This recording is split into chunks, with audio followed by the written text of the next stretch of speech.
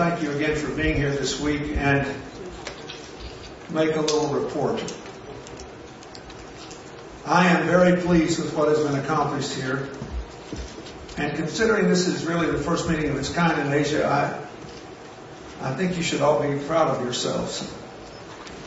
In addition to being told what happened in public health and education and economic development and climate change and reconciliation, I got a fascinating summary of 6 themes which I was told came out of all these meetings.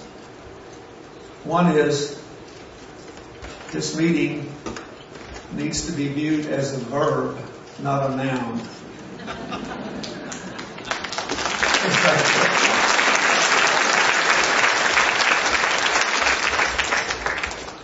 Second, that business objectives have to be aligned with corporate social responsibility, which is another way of saying you will never have a sustainable economy unless it is also a profitable one. I agree with that. The third, with the vow to our friend Jet Li, is that there has to be a way to ensure mass participation. You cannot achieve the objectives you want on the contributions of millionaires alone with their money and retirees alone who have all their time free. The fourth is that inclusion is important. When people feel their differences are more important than what they have in common, in the extreme, you get what our friends in India have had to endure in Mumbai. In the not quite so extreme, you get the political crises that have racked Thailand for the last several years. A particularly painful thing for us Americans, because the Thais were our very first ally in Asia, beginning in 1796, when we first got started.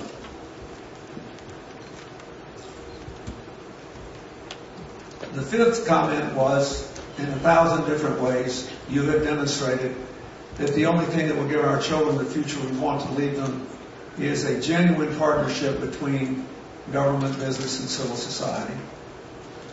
And finally, and perhaps most critically, there was a general consensus that people said over and over and over again that we cannot allow the current economic crisis to be an excuse not to go forward on all these fronts. The truth is that it should cause us to redouble our efforts to go forward on all these fronts. Does anyone seriously believe that oil will be under $50 a barrel the minute the global economy starts to recover at current usage patterns? The only way you can keep it at the current price is not to need it anymore. As a result of the commitments that you have made, listen to the consequences that will flow if all these commitments are kept. 715,000 children will benefit from better education. 260,000 adults will learn new job skills. Of these, 26,000 are teachers and 8,000 are healthcare workers. Over 250,000 girls and women will be empowered with better opportunities for sustainable livelihoods. Nearly 24,000 hectares of forest land will be protected by empowering local residents to manage their natural resources. The equivalent of more than 40,000 tons of CO2 emissions will be cut. More than 700,000 people will learn to cope better with the environmental stress and natural disasters.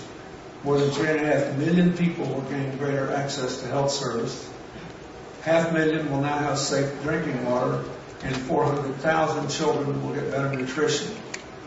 All told, just through this meeting, 87 members partnered on making about nearly 70 commitments to action, which have an estimated total value of $185 million, and which, when fully funded and implemented, will have a positive impact on more than 10 million lives. That's where we are today. As always, there are some people over here who are in the process of finalizing their commitments. So when all of them are in, we'll let you know what the final total is in terms of people who will be positively affected. Thank you, and God bless you.